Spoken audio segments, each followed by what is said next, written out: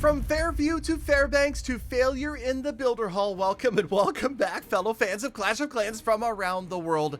It is your host, Galadon, and I am exposing myself. I am a fraud. I am a fit. Okay, it's not that bad, but I will tell you this.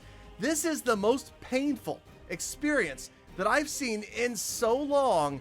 This is actually more triggering, more rage-inducing than a 99 or even a 99% 1-star.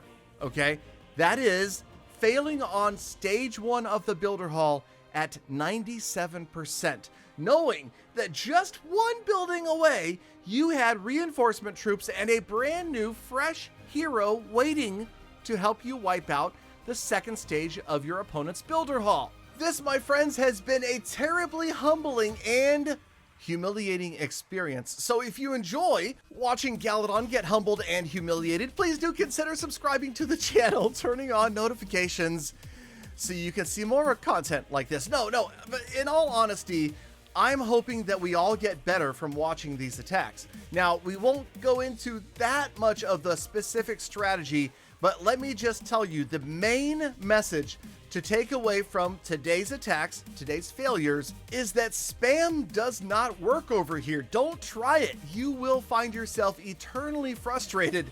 It's just not an effective strategy anymore. The days of dirty baby dragon spam, the days of mass barbarians, archers, whatever the case may be, even stuff over on the home village is going to work, and you're still going to be able to spam and win. But if you come over here thinking you can take that stuff and deploy it and walk away with any sort of 6-star attack at a competitive level, it's not happening. Now, of course, there's many players who have dropped trophies and are facing much softer bases because they hadn't played Builder Hall in a while, and that's great.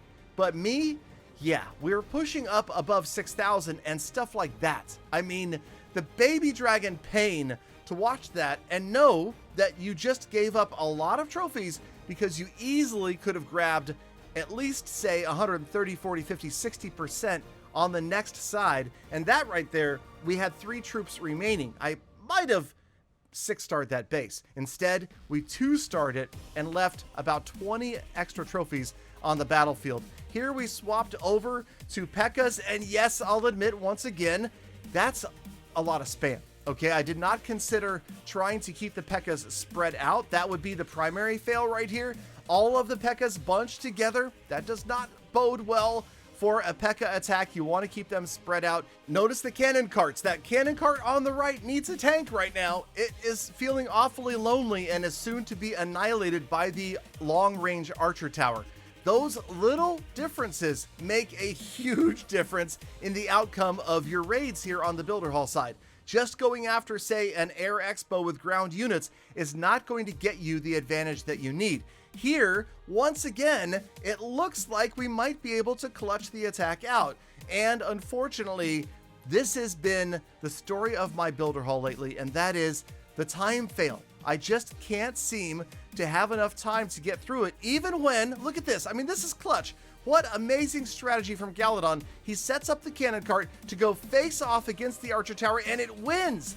We defeated the archer tower head to head, but yes, of course, you can see that now we have way too many hit points left to wipe out, even if we are precise, and we were with the cannon cart against the single cannon. We definitely outranged it just enough to get the W, but we, yeah, didn't get that camp in time, and that doesn't get much closer. It doesn't get much closer than that. That's a cannon cart carrying over to the second stage, by the way, where you're, again, easily going to pick up 5 to 6 stars. Now, if you're thinking that every single one of these attacks is just going to be painful time fail, you're almost right. But there is going to be a twist here coming up in just a couple of minutes.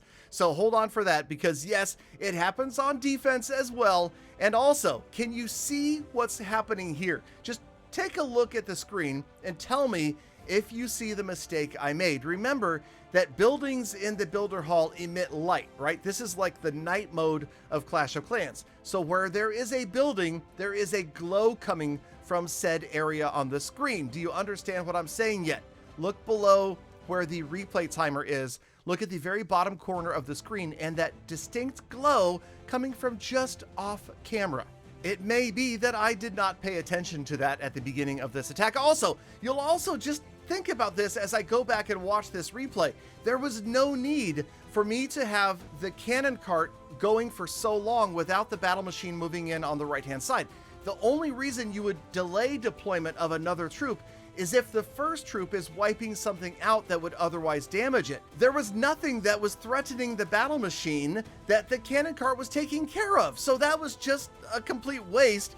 And maybe the problem, the noob concept of just having too many moving parts and not being able to manipulate all them at once, is what got me. You could see the cannon cart did indeed take out the air bombs, which is great, fantastic. Now the baby dragons should be able to get through the remainder of this base. And yes, they will be able to get through the remainder of this base. The triangle-shaped abilities, watch those right there as they do a massive amount of damage to the remaining structures. Now that baby dragon on the right-hand side kind of goes off chasing a guard post troop. But there we go. We've got it. Plenty of time left. Only the camp remains, and we are on our way to stage 2 with the... Wait, oh, come on. And then the bombs. Okay, the bombs go off, but we made it anyway. We got down there. We got to the last camp in the corner once again, and we lost by half a second. 97% instead of... I don't even want to think about it. I don't even... Look at the baby dragon pain. Look at this baby dragon screaming in pain. That... Oh, wow. That's... I don't know. That looks awful. Okay, let's move on because, like I said, occasionally this happens on defense, and it can be the tiniest of differences. This is the beauty of the builder base.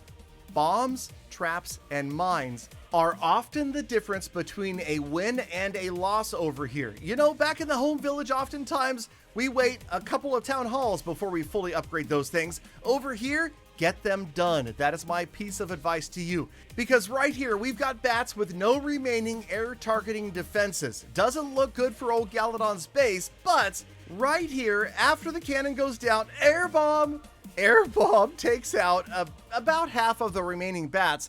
And what happens is the bats that are left over that are surviving cannot get the damage done to the clock tower in time. And this attacker has to sit and painfully, excruciatingly painfully, watch his attack fail on time only because the timer runs out on the battle before the clock tower goes down. Even though it was oh so close, Galadon picks up the rare 97% defense. And yes, not all of the outcomes in this video were bad news for Galadon. So, I hope you guys are enjoying builder-based content. Thank you for sticking around all the way to the end of today's episode. Now get out there, make the best of the rest of your day, week, month, and year. Be kind to other people, animals, and the planets. And I hope to see every last one of you back here again tomorrow for more full attacks and not 97s.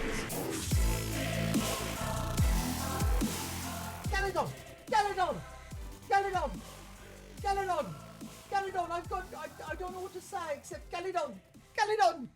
Sorry, got nothing funny to say today.